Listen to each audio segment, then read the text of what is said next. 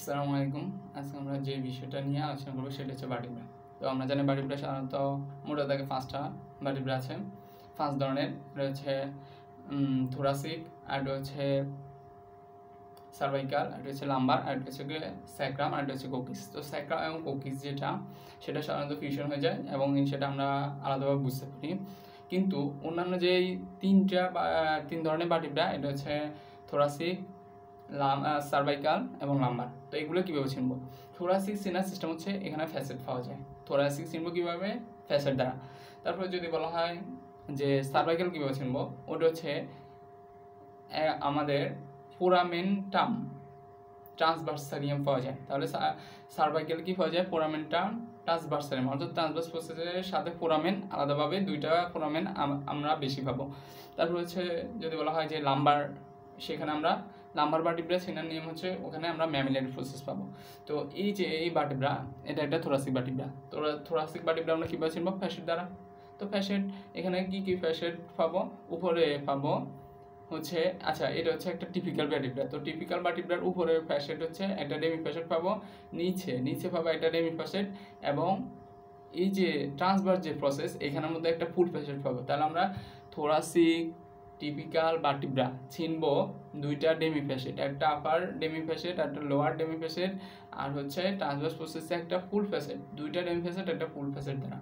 এখন থোরাসিক ভার্টিব্রার 2টা পার্ট, অর্থাৎ ভার্টিব্রার 2টা পার্ট, একটা হচ্ছে বডি, একটা হচ্ছে আর্স। এই যে বডিটা হচ্ছে একেবারে এতটুকু হচ্ছে বডি, আর এখান থেকে আর যা আছে সব হচ্ছে আর্স।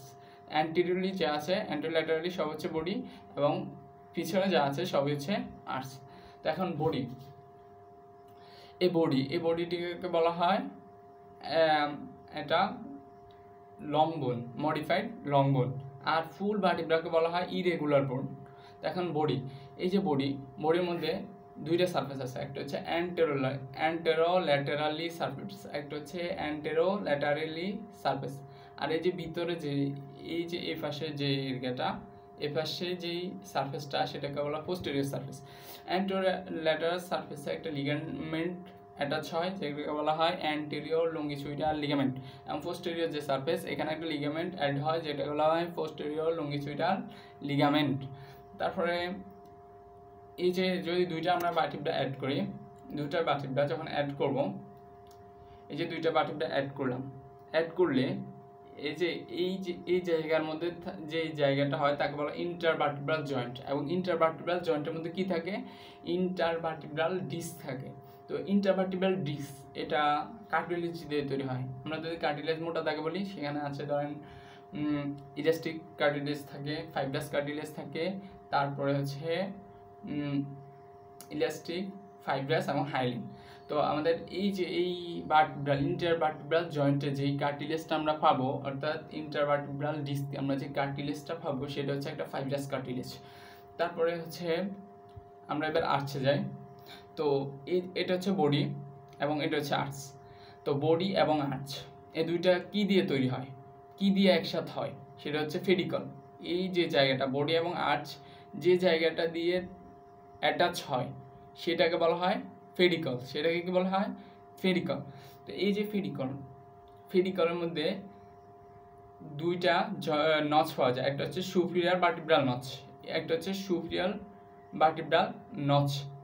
উপরের দিকে সুপিরিয়র ভার্টিব্রাল নচ এবং নিচের দিকে হচ্ছে inferior vertebral notch. Superior vertebral notch এবং ইনফিরিয়র ভার্টিব্রাল নচ এটা কোথায় পাবো? পেডিকেলে পাবো। এখন পেডিকল এবং অন্যান্য প্রসেস যেটার সাথে যুক্ত হয়, সেটাকে বলা হয় ল্যামিনা।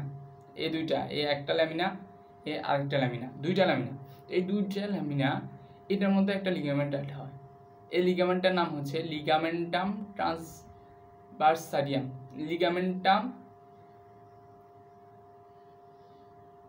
লিগামেন্টাম ফ্লাভা।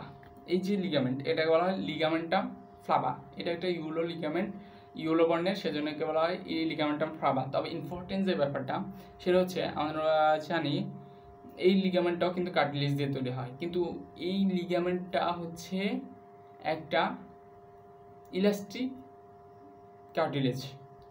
কার্টিলেজ দিয়ে এই লিগামেন্টাম ফ্লাভাটা গঠিত হয়।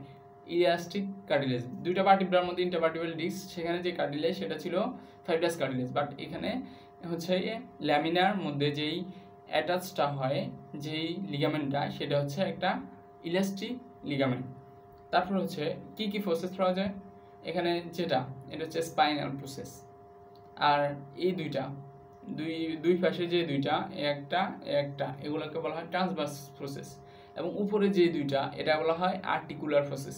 এখন এগুলো যদি আমরা দুইটা অ্যাড করি তাহলে এখানে বিভিন্ন জয়েন্ট পাবো।